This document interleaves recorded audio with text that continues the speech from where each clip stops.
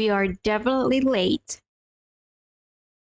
but it has always been this way. I'm just making time to take time. I'm just taking time for the live stream.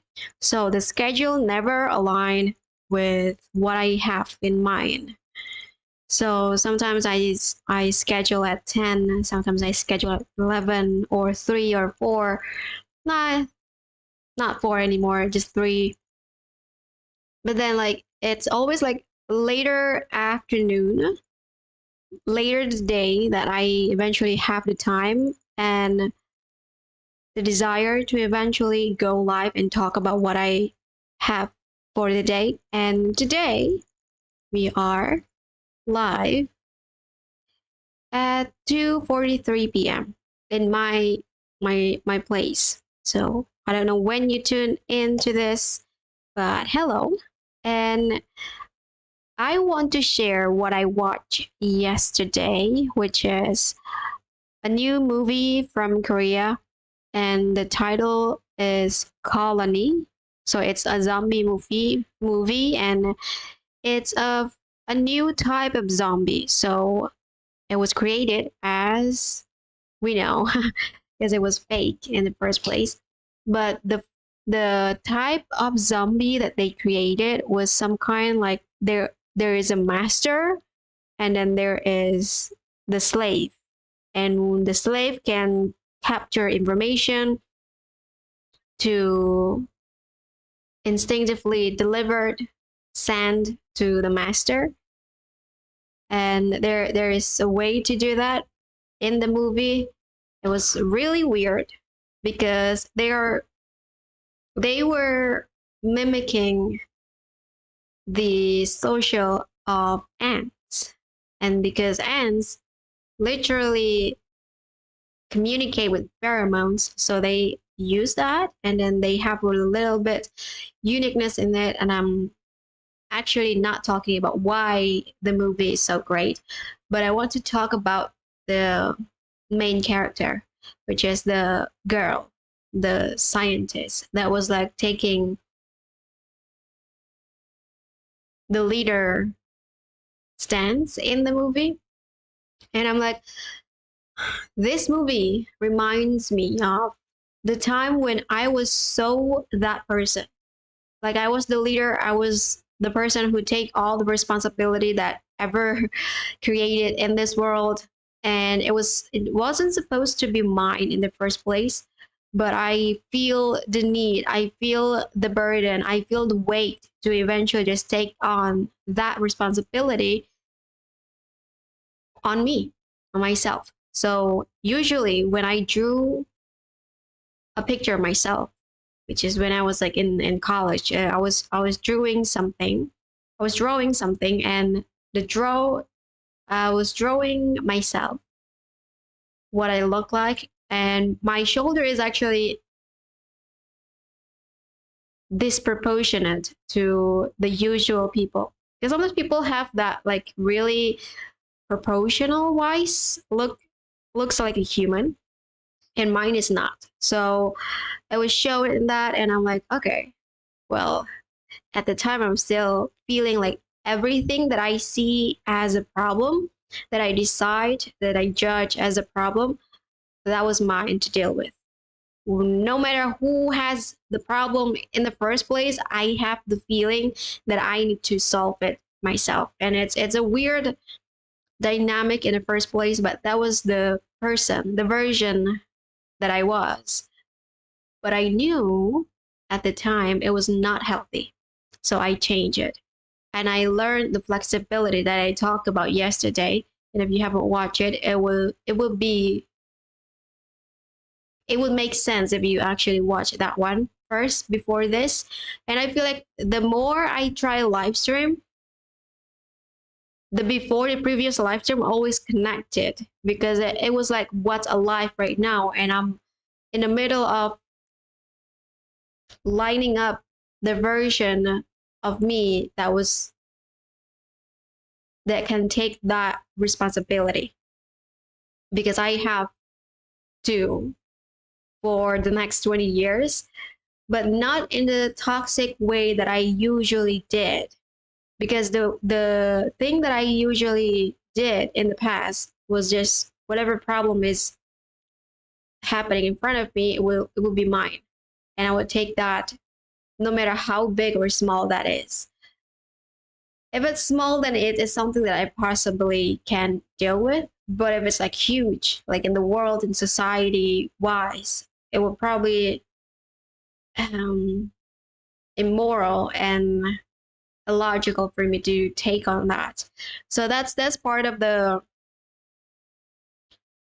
healthy and the unhealthy warrior side of me. And these days, because I was so deprived physically, nutrition wise, I have those anatomy that help me to create the warrior of myself. But it's still unhealthy. So I'm really cautious about taking my next step in this journey because the past was not great. The past was unhealthy. But now I'm recreating the dynamic in the way that can it be healthy? Can it be like more sustainable? Can it be like in a positive light rather than like I'm taking all the responsibility in this world? Because you can't, and it's not yours to take on, and it just never makes sense to take on it in the first place. So my anatomy have helped me to tune back into that version, and that version coming up last night so strongly because that movie, The Colony, there's no "the" in the movie, just Colony, talking about responsibility really strongly. Like if you have did something in the past and it haunts you like in a karmic way, it haunts you, the consequence of it far to the future, then you need to take on those responsibility like it's yours, even though like it doesn't make sense, like it was so long ago. Just like how I have my relapse on the sexual trauma that I had, that was me taking responsibility upon my own choice. And now that movie actually reflects that kind of experience. And I'm like, that's great. And I remember whenever the zombie was just running to the human in the movie, I was like, sometimes it was afraid, like the fear that was created when like you were about to die is happening in that moment. But at that time, because I was channeling my warrior side, I become that person who like, you can do this, you can do this, go, run, take a hide, don't be afraid and all that stuff. Like I'm so warrior in my own skin that I'm like, don't be afraid on this. If you're dead, then you are just dead. There's nothing wrong with it. That's like the warrior side. If you can turn your fear into such a weight that you can take on, then it's just responsibility. No, this is like the healthy way to turn your fear, which is the warrior side, which is what I did in the past. But I take it too far, and that's why I stopped. And sidelines, the story is why I stopped doing it, because at one point my friend was bullied in school, and I was that friend, the only friend that was defending this person. And eventually I take on the role as the bodyguard for my bullied friends. And whenever someone out there were trying to bully this person, I would be like, hey, no. Like I was that person. Just to make the picture more complete, is that I am not huge. I don't have the physicality to be that person. But my persona, my vibe, my nuance like deliver some kind of protectiveness. I don't know how I did that, but it happened that way. And that was like no, it was like 7 to 8. Yeah, 7 to 8 grade. So there are two different bullying happening in my school days, but it was not happened to me. It was happened to my friends. And I was always be that person who was like the bodyguard. The first time was like in the 7th grade, and my friend was just having a really problematic household family, and the family never didn't know about the situation that their child was like in the school, and it was bothering me because she is so destructive to other people. So I literally punched the wall, like literally, like this is the person, and I just like punched the wall instead of punching her, because I know the consequences of punching someone else in the face. And I'm like saying to her, like, if you want to hit someone, hit it like this. Literally, my hands at the time was, not gonna lie, painful. It's almost bruising, but I'm like, I don't fucking care. And that friend never get close to me ever again. But later after all of this, later down the years, I heard from my friends that I was defending from this person is that actually you are the only one who still have beef with this person. We all have apologized, and that person actually apologized the moment we like at the gate, at the school gate. And I'm like, what? I was so betrayed at the moment, at that time, because it was so long ago. And I'm like, I can't believe I'm the only one. But I am, but I don't think I would apologize even today, considering what I have done. I mean, like, it's so vicious to begin with, but I'm like, I don't have the feeling. I am not inclined to apologize about that situation. Even if that person in front of me, I would still say I don't apologize for the things that I did. You deserve it. And if you are still mad at me, I deserve it. We are agreed to disagree. And then at the 8th grade, I was the only person who defended this person, because this person was essentially snatching someone else's boyfriend at the time. And I was like, I was still deep in I was still deep in my parents' cult. So this person that I defend at the time was in the same cult. So I have the inclination to defend this person. So I never told anyone about this, but that's essentially it. Is that I just defend it because of that, because I feel the familiarity about it. And that was also the moment where I start to disengage from the cult, because I'm becoming that person who is so fanatic and also really aggressive. And I start to question why it was happening that way, why I was defending the person and not knowing the whole story. But eventually, I never get to understand why. I never get to understand. I never get to hear the full story of why this person snatching someone else's boyfriend. But I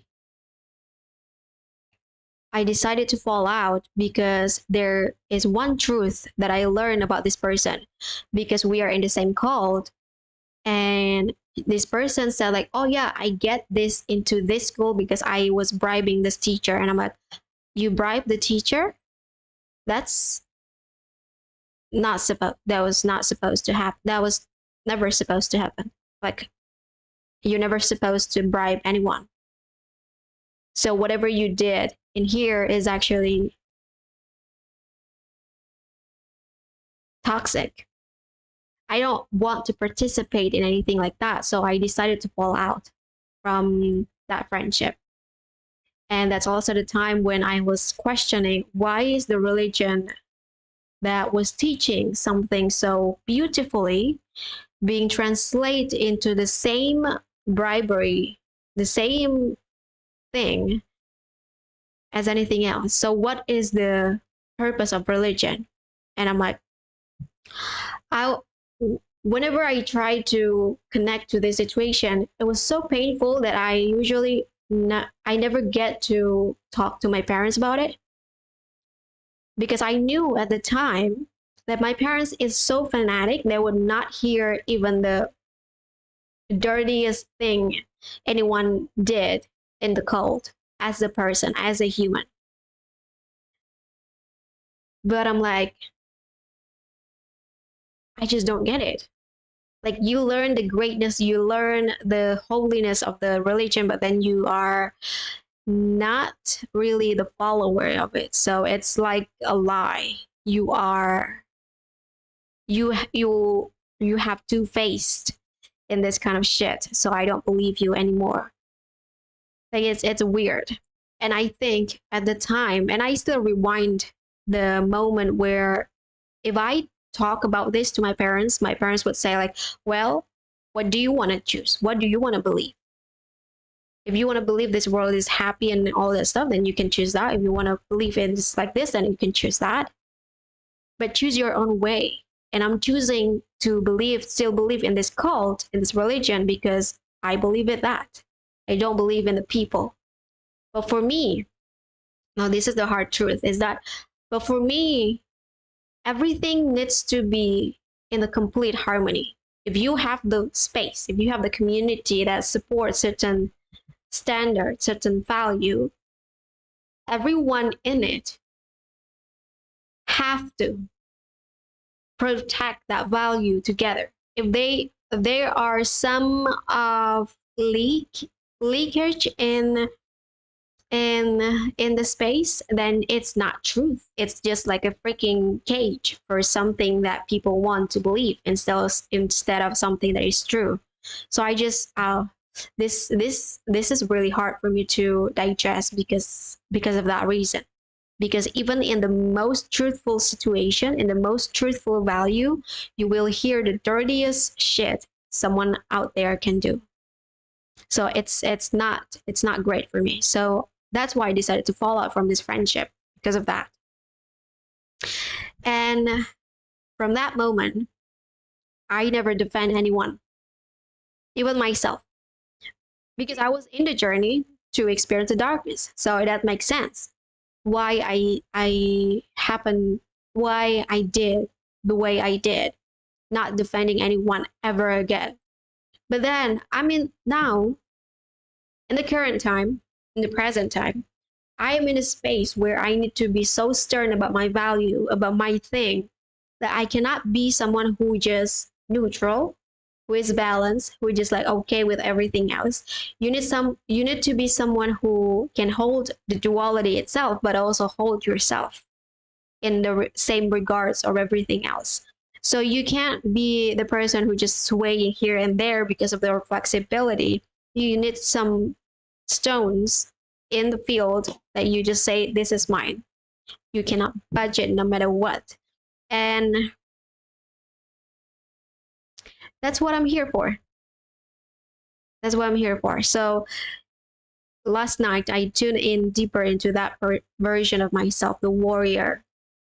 And also, like, whenever I meditate, because I was so deep in that warrior version, I usually go into a lifetime where I was the bodyguard of some empire. And I literally remember myself to descend into that reality and watch myself in that reality catching some criminals. And that person in that reality, gender-wise, is also a female. So it's interesting. She was holding a spear, some kind of like an Egypt. There are sand, and there are the queen and king, somewhat like that. So that like the higher up, the people that I'm guarding, and It was some kind like that. So the timeline that I see was just like a speck of it. It's not like a huge moment that I see. I'm just like seeing that moment. That was one time. So I always like, whenever in the past, what I usually see in my past lifetime is always like the warrior, or the dust that has created Earth, or the alien. They're just three. These three was like in my awareness to remember the past lifetime. So maybe there are others lifetime that I experienced, but it was not deeply connected as this three. But this three is like the most that I seen whenever I meditate, whenever I connected to myself, whenever I am connected to my reality, because I need to be that person who like ready to fight like the warrior, or become the, what do you call it, like the one who is creating something together with the collective, the dust that created the Earth. And also like, what's the last one? Oh, the alien. The alien is mostly because I was an alien. I am not human in some way when I started this life, because I just feel so foreign.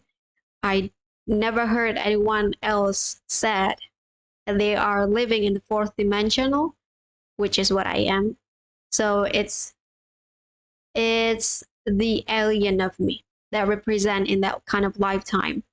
So there's only 3 lifetimes that I vividly remember as this version of myself that is deeply connected. So yeah, and that warrior is representing that time in my life where I was deeply a warrior like. Not really a warrior like in that life, in that reality where I'm literally guarding someone for my life. But this time is like, uh maybe I don't need to be guarding anyone. So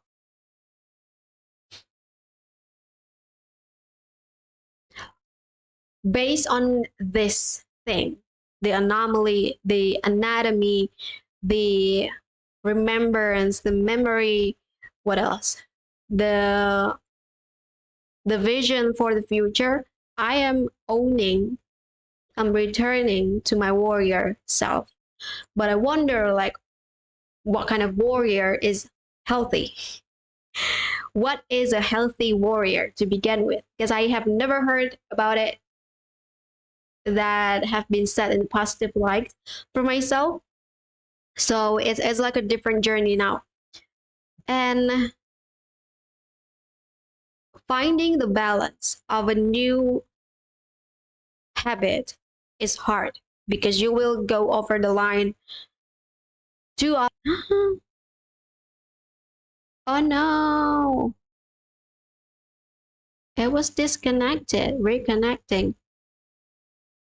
Am I connected? My internet connection is not good right now. Okay, reconnection is successful. That's terrible. I hope the hmm I hope it's doing okay recording wise. So in the channel, I hope it's recorded okay. Huh. So yeah, that's what I want to say. Like in the extreme version of myself is the warrior, but I've been there as the warrior version of myself. But it was so unhealthy that I abandoned that version of myself, that now I'm coming back to it. And I have distilled the memory into some of the core value, the core standard, the core SOP of my business. Is at first, I'm not doing this business because I want to have the money. I'm not doing this business because I want to have the influence. I'm doing this because I believe in my own view of what the future is going to be. And I want to participate in creating that future. But I also know that the price in my business is not cheap. And I think like people would misunderstand about why I choose the pricing. And I have already prepared what I want to say, what I will say when something like that happens. Literally, I asked my guide, my spirit team about it, and I'm like, well, if you want to do it by yourself, you can. But if you want to do it with us, with the spirit team, with everything that we know, with everything that is you need to price it this much. And it's not cheap. Oh my god, but also like I don't have the infrastructure for my business financial wise. Meaning like the payment gateway is actually need to be upgraded. I can't use PayPal because they have a limit. And I feel like if I want to receive like 100K at once, I would probably need a different gateway to begin with. So I am excited for that time when I finally have all the infrastructure that sustain my business. But it's also scary to receive that much of money because I have never received it that much. But receiving is easy.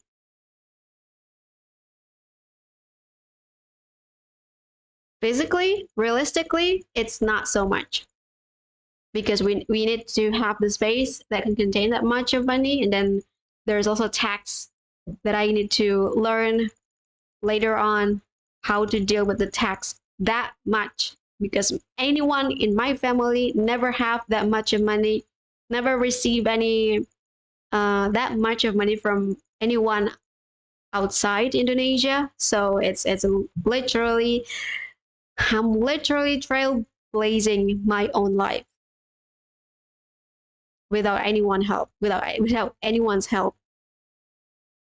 I wonder like how this life is going to be, how did it turn out because it is such a uncommon life. So yeah, and that's like for the day. And I wonder like this is the question from prompt for you because what happened to me is like I have the most negative version of myself, which is the warrior. I'm feeling so destructive. I am very aggressive. I have, I was deeply reject whatever is out there and just present with whatever I believe. It is good, it is bad, whatever you take on that. But it was not great for my future. So I changed it and now I'm coming back to it. What I want to ask you is that what is your extreme negative version of yourself? Because that would tell you the range of who you are from the balance point to the very negative one to the very positive one.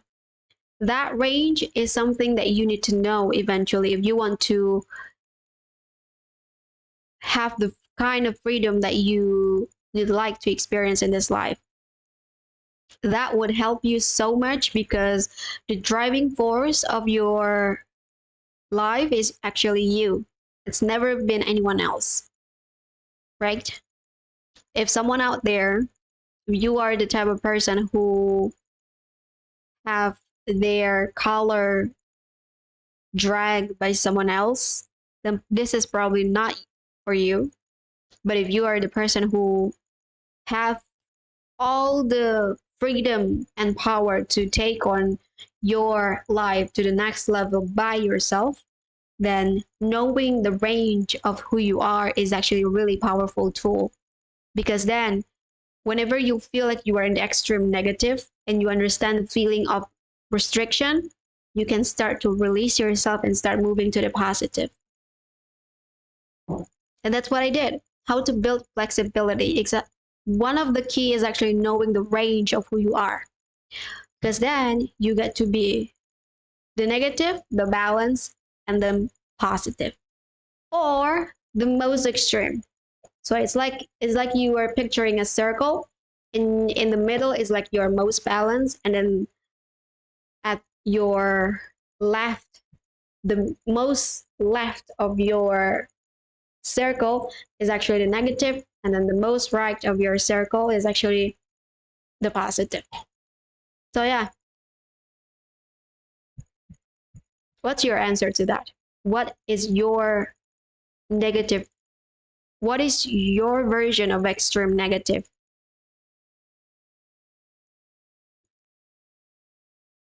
It's not great, I know, but think about it. And thank you for watching.